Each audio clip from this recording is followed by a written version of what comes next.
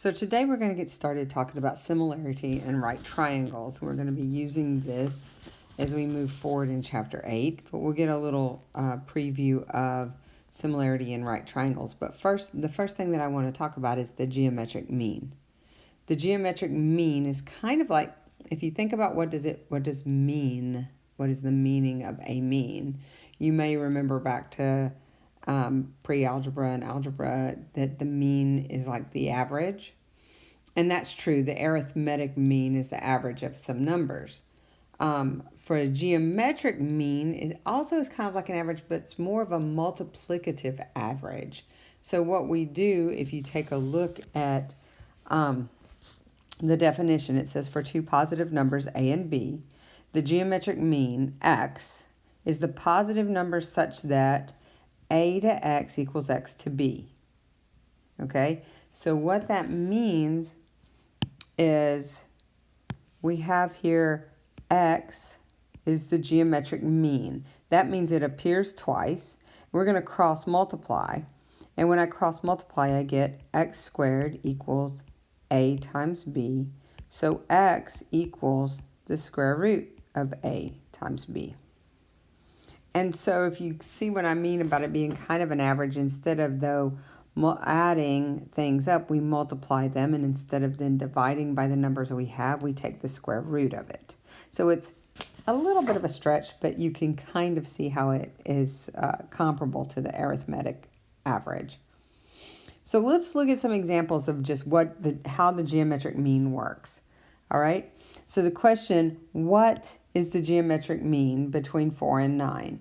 What is the geometric mean? So the geometric mean is my unknown. So the unknown goes in the top and the bottom. If you notice here, I had it on the bottom on the left-hand side, the top on the right. Down here, I've got it at the top on the left-hand side and the bottom on the right. It doesn't matter where, it doesn't matter which way you choose to do that, as long as you have one on the top, one on the bottom. And then you simply put the other two numbers in the remaining spots and you cross multiply. So here I get x squared equals 36, so x equals 6. And remember, we don't worry about the plus or minus 6 because the definition states that we take the positive. So we're just taking the positive value. At this point, you can pause the video and take a look at problem number 2 and give that one a try by yourself. Then when you're ready, resume the video and we'll solve it together. So here we have, again, I'm looking for geometric mean. So that's my unknown. The geometric mean is my unknown in this situation. So I use x to represent it. And the geometric mean goes on the top and the bottom. And then I fill in the blank with the other numbers. So now I'm going to multiply. I'm going to take the square root of both sides. And I'm going to simplify the radical.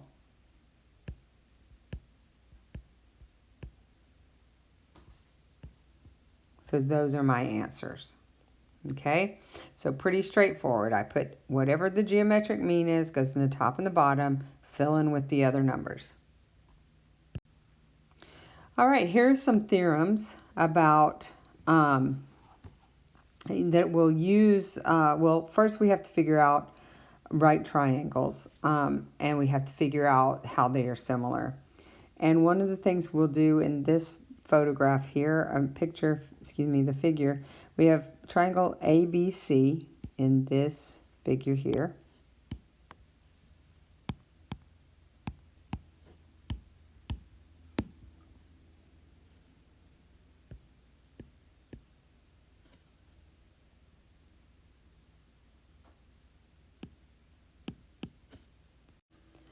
All right, so we're trying to figure out, sorry, my pen ran out of power.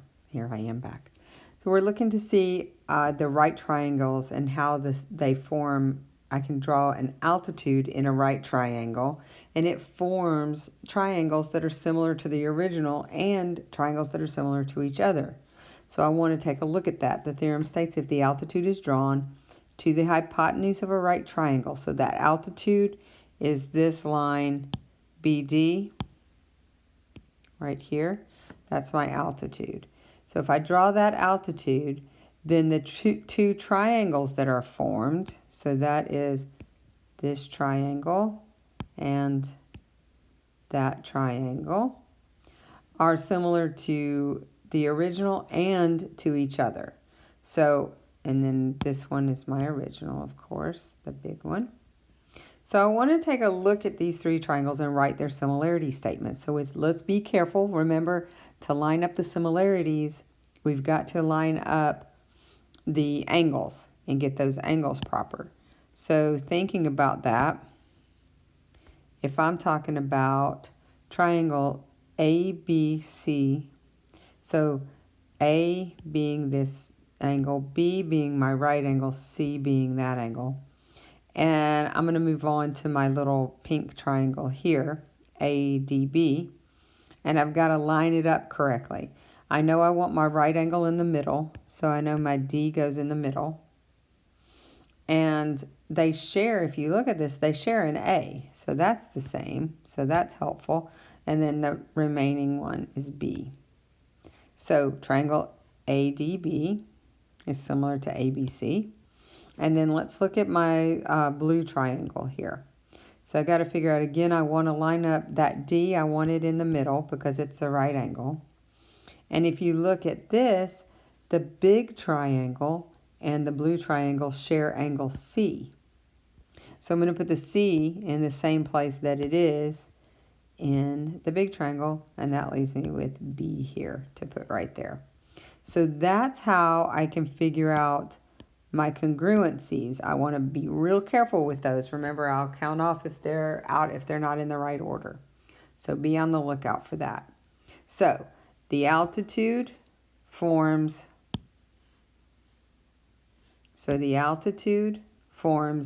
two right triangles that are similar to the original right triangle. So we're dealing with right triangles now. All right. All right.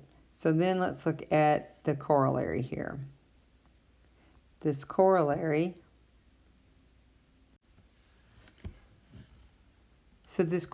states that when the altitude is drawn to the hypotenuse of a right triangle, the length of the altitude is the geometric mean between the segments of the hypotenuse.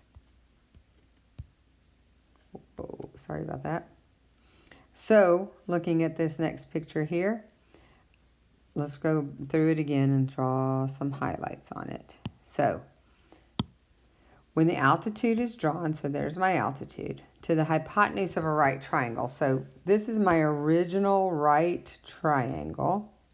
I've drawn the altitude from the original right triangle. The length of that altitude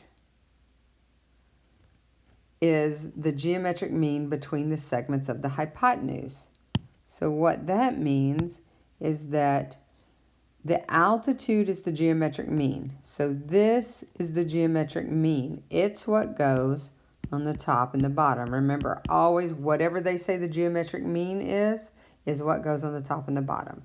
Then I fill it in with the remaining values. Okay?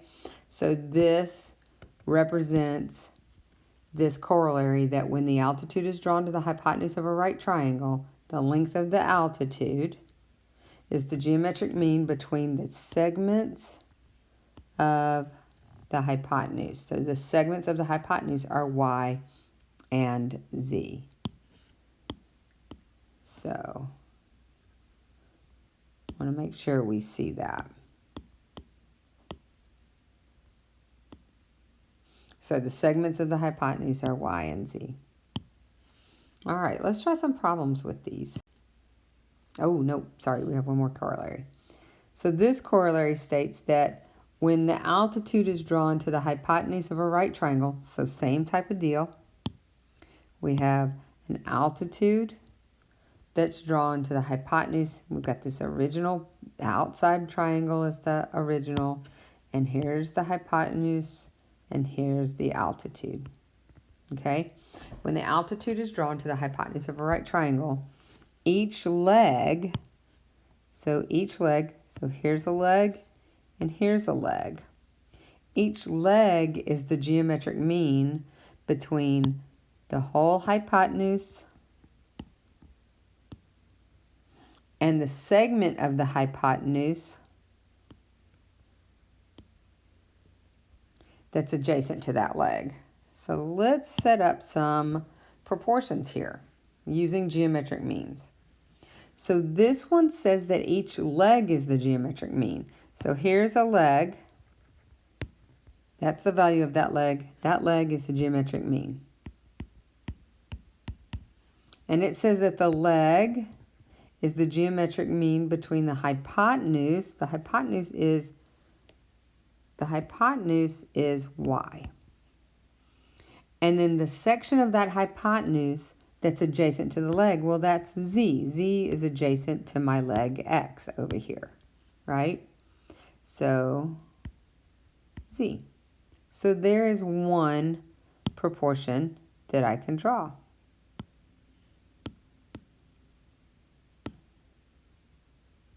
So let's come back here and let's take a look at another proportion I can draw, because I do have another leg, right? So again, I have this leg, and again, y is the hypotenuse, and now I'm looking at this segment of the hypotenuse right here. So the hypotenuse and that segment there. Okay, so I'm going to write another proportion. So I'm going to do, this time I'm using W as the leg, and it says that the leg is the geometric mean. So W. So those are my geometric means, and W is the geometric mean between the whole hypotenuse, y, and the segment that have the hypotenuse that's adjacent to W, that's V. So there's another proportion that I can set up. So, and then I can, looking back at corollary, so these are from corollary 2.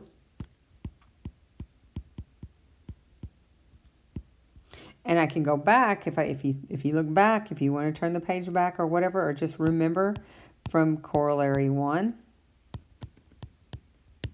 I can also say that this altitude, I'm going to label it A, that A is the geometric mean between Z and V, right? So that's from corollary 1 on the previous page, okay? So I don't want you to forget that. So there's lots of things that we can do on these to find missing values, and that's what we're going to be doing, is finding these missing values. All right, so let's take a look then at the problem here. We've got our first problem. So here is our first problem. We're given information. We're told that JR equals 16 and EJ equals 9, and we want to find HJ, RE, RH, and HE. Well, we've already got RE. So we know that RE equals 25. That's just adding up EJ and JR to find RE. So easy enough there. Now HJ, if I look at this, I can think to myself, okay, wait, that's the altitude. I have this corollary 1 that says that the altitude is the geometric mean. So HJ is the geometric mean, right, between the two segments of the hypotenuse, 9 and 16. So HJ squared equals 9 times 16.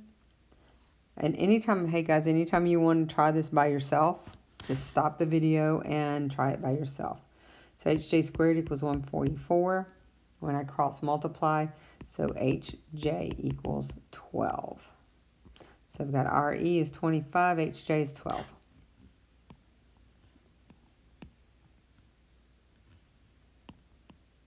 Okay, we're filling it in. Let's find HE now.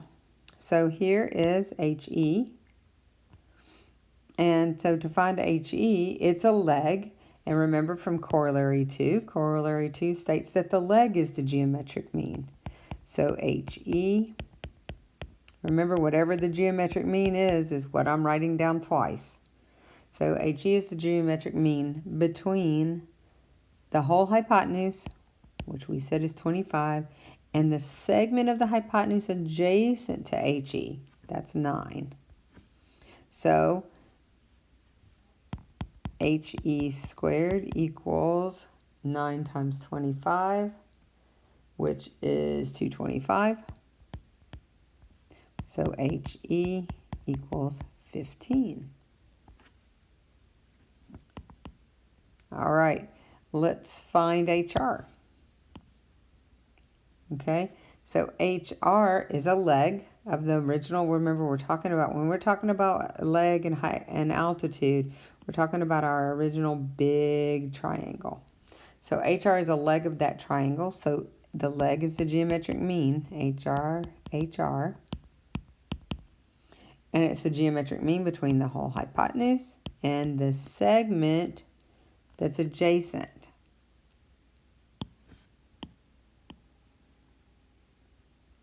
So then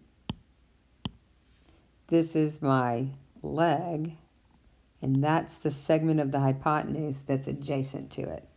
So 25 times 16 is 400, so HR squared equals 400, so HR equals 20. So there I have it. I have all of my lengths figured out on this. Okay? All right, let's do another one. Very similar. Again, if you want to, just stop, turn the video off, work the problem, and then come back to me. So for this one, we're told that JR is 4, JH is 2. I want to find EJ, RE, RH, and HE. Well, so the first thing, I don't know RE, I don't know H, I can't find HE because I don't know this adjacent piece. I can't find HR because I don't know the whole hypotenuse. So the only place for me to start is thinking about that altitude. So HJ is the geometric mean between this little piece and that little piece of the hypotenuse. And you say, well, I don't know EJ, I can't do it. But we can do it because this time we know the geometric mean. We have a value for that. So I'm going to start here and I'm going to say, okay, the altitude is the geometric mean. The altitude is HJ. HJ is 2. So 2 is the geometric mean between EJ and JR, which is 4. So sometimes you know the geometric mean. Sometimes the geometric mean is not what you're looking for. You know it, but it still goes in the spot of the geometric mean. I hope that makes sense. So now I'm going to cross multiply. I get 4EJ equals 4. So EJ equals 1. So EJ is 1. So that means that the whole hypotenuse here is 5. So ER is 5. So we found ER is 5. So I found ER and EJ. So let's find RH, because now we know the whole hypotenuse and the segments, so we can do those. So RH is a leg of my original outside triangle. So the leg is the geometric mean, so RH, and then it's the geometric mean between the whole hypotenuse and the segment beside it. So here I have RH squared equals 20. So RH equals square root of 20, which is 4 times 5, so 2 radical 5. All right. Now, let's see, we find HE. HE is a leg. So again, it's the geometric mean between the whole hypotenuse, which is 5, and the segment of the hypotenuse adjacent to HE, which is 1. So HE squared equals 5, so HE equals radical 5. So there we have the 4 values that we were looking for there. Okay, I hope this is getting a little clearer. This can be a little tricky, a little confusing, so I get it. Well, let's look at number 5. This one seems very confusing, but it's really not if we think about it. We've got to think about, again, if you guys want to stop the video and try it yourself before I go on. But what we want to think about is, what do I have enough information about to work a problem where I just have one variable? Because it looks like I've got 4 variables here and nowhere to go. But I got to find a way to go. So let's just try some things out.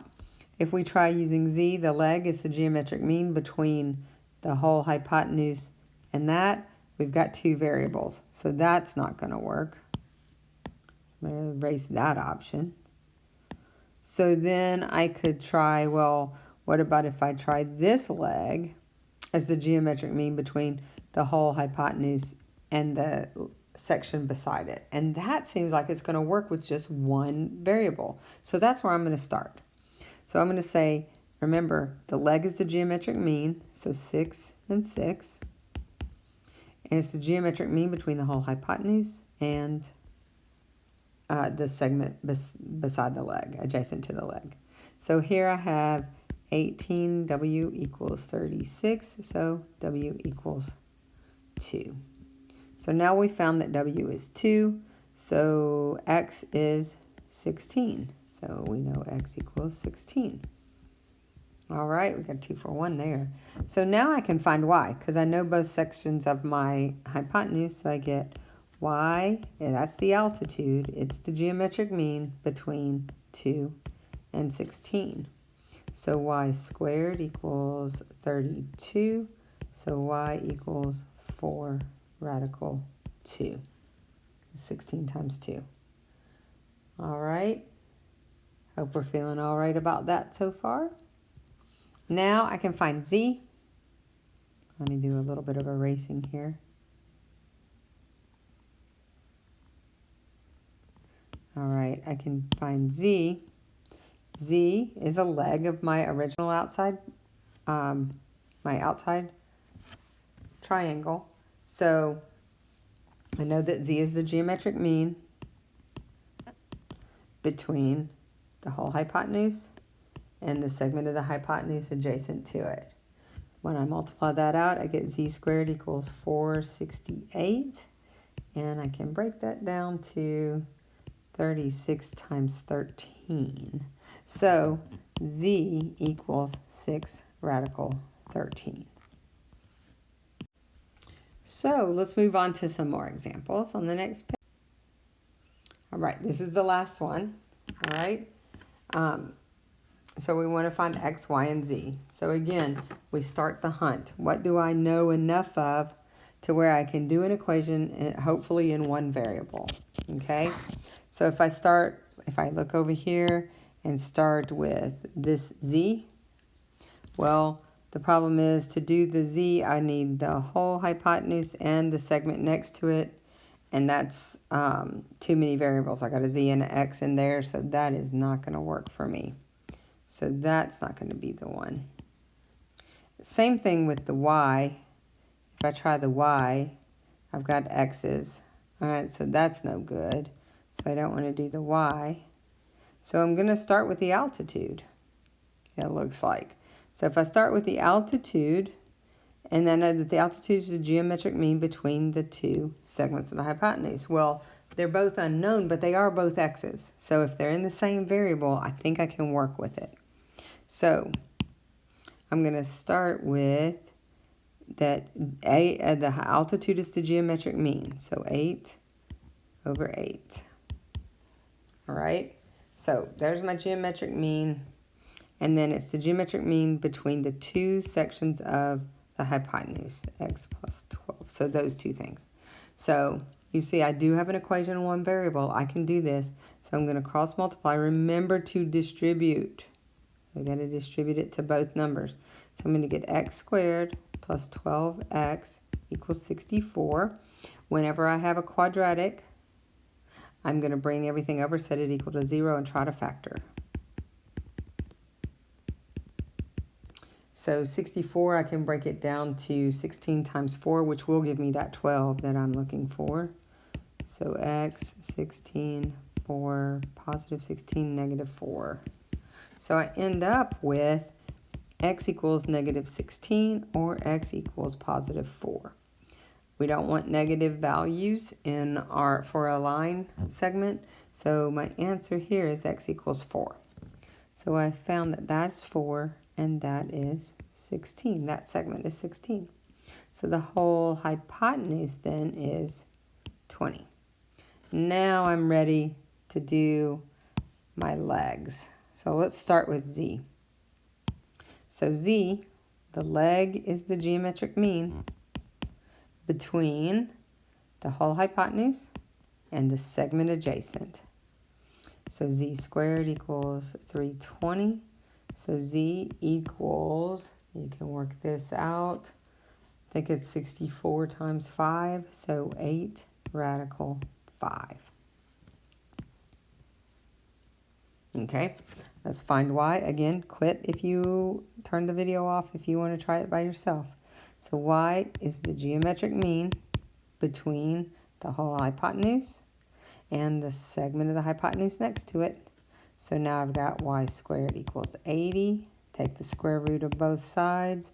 Square root of 80 is 80 breaks down to 16 times 5, so 4 radical 5.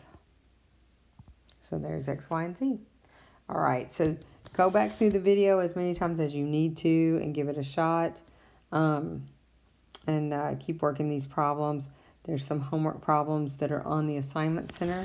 And good luck, and we'll definitely go over them in class, our next class period. Have a great weekend. Thank you.